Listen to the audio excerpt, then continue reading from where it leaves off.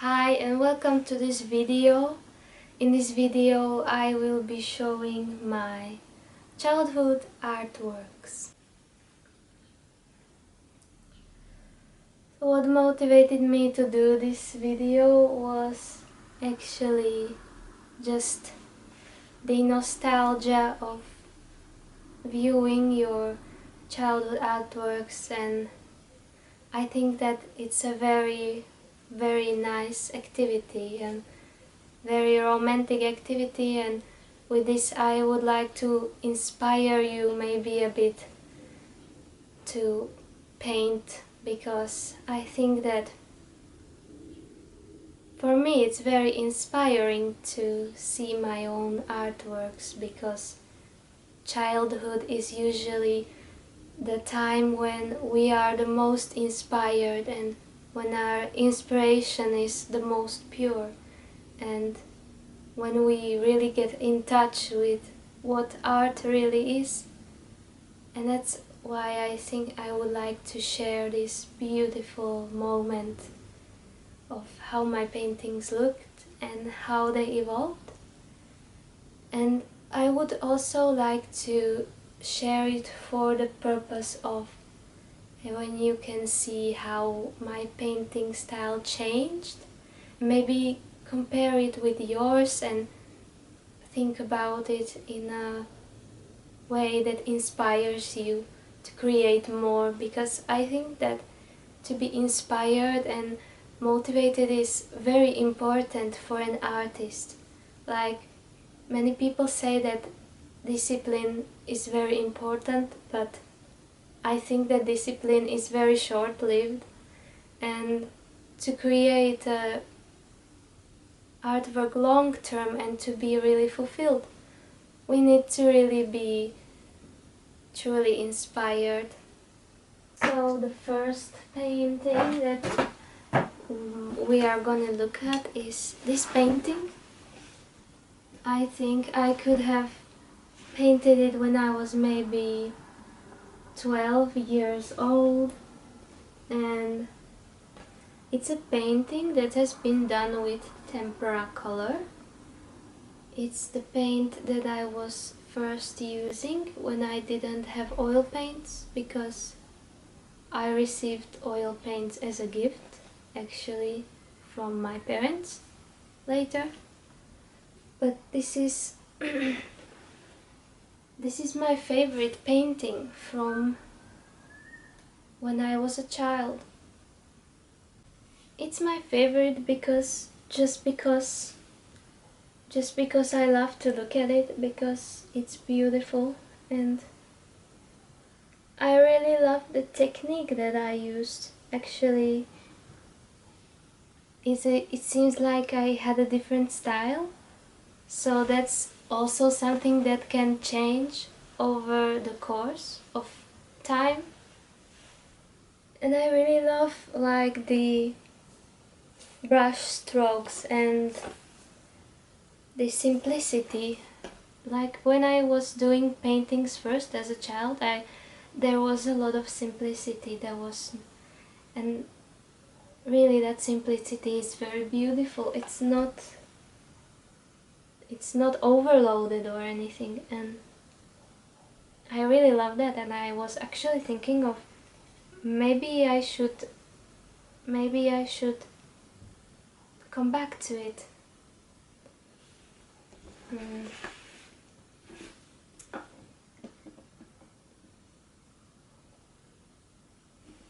Yes, I love that you can see the strokes in there, because over time I thought when I was a kid that the best way to paint is to paint very realistically, but I have over time found out that that is actually not the best thing, and that the most beautiful it is actually when the brush strokes are showing. And I'm gonna show it a little bit up close. And also the composition is very very simple and clear. and I love the colors. Like, I get such a nostalgia from this. And the frame, it's orange. And at first I thought that it didn't go well with it, but actually it goes well with it. It's like a contrasting, really makes it look really cozy, I think. Actually, this is a frame that my father chose. I didn't choose it. He chose it and he put it on this.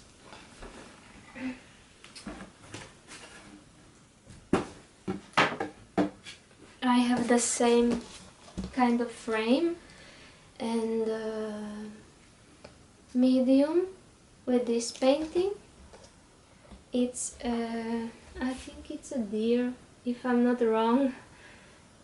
And when I was first starting out, I was really experimenting a lot, and this grass that you can see here, it actually is not done with a brush, but it is done with a plant that I took from the garden, and I just stamped or stippled it onto it. And I love this kind of spontaneous, like, experimentation, and I really hope to bring more of that, because that's like the magic of it, the experimentation. But I have to say that I have grown in my skill a lot with drawing grass when I compare this to something else. And also, like, you can see that I didn't know really how to blend. Like, it was a foreign concept to me, and I have learned to blend. So sometimes you really don't know some really basic things that you maybe will later discover that you didn't know, and that's the beauty of growing. The next painting is a village A in Norway, where we have been on a vacation, and this is actually drawn from a photo, but it's a bit altered maybe. But this is like, I remember being really proud of this painting.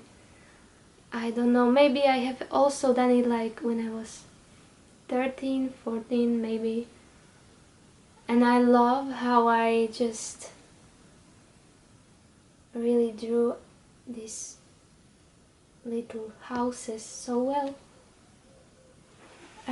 There's like a lot of different things to look at, because first of all, I remember really struggling with these clouds, and I didn't know how to draw, how to paint clouds at all, but I have learned that, and nowadays it's the most easy thing to paint clouds. It's like the easiest of all, and it's so strange how things can change and how you can learn. But also, I really love how I drew the houses, because as you can see, they are kind of dirty. They are not like clean cut like I wanted. I wanted them to be actually like clean cut and very precise, but that would not be beautiful actually.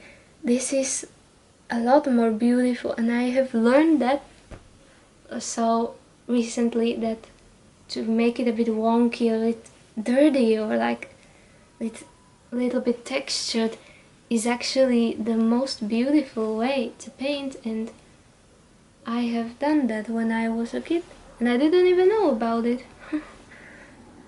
And yeah, but I really like that in this painting, I really like that when I started, I was really careful with my brush. Like, I took care of every single brush stroke, and everything was just like so little and so delicate, and I love that about the painting. It was like delicacy, like gentleness and nostalgia, and maybe I would like to bring that back. Like, there is a beauty in painting a little bit slower and just bringing the slow feeling into it. Next, is this painting. This, in contrast to the previous ones, is not drawn from any photo. This is actually completely from my fantasy, except from the, maybe from the stream. I think I used a photo for that. But again, here we have some nice experimentation going on, which is like, wow. Remember to experiment, because here I glued on some cotton. This is like some sea glass. This is some nutshells. This is here some toilet paper, honestly. This here spaghetti, and this is some seaweed that I drew on. And I really love, like, again, sometimes mistakes are something that makes the painting really beautiful, and that really makes just your style. If you were just perfect, you would never explore and find out the possibilities that you can actually find when something random happens. Like, for example, this sky, we have, again, like, I used to do like a lot of that simplicity. There's not much like depth or many drawn out details, like something that I would, it's kind of flat, but when it's flat, it's kind of like gentle or nostalgic or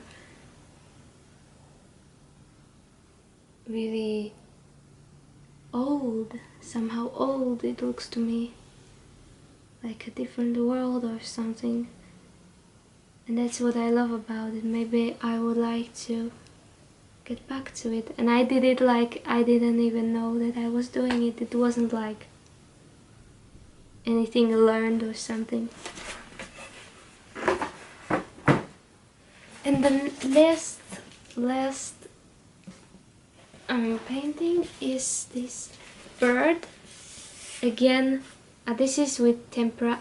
That previous one was actually with oil color already, and this is like very playful and childish, and I really love it. And it was against like accident. I can see that on this bark I didn't really know how to paint the bark. Like, I didn't know, like, for example, how to use the brushes. I thought that you can only use brushes like one way, or like not just like make some textures. I never did that, so that's something that I have learned. Maybe that's a good thing to learn. Also, like, you see a lot of flatness, like flat.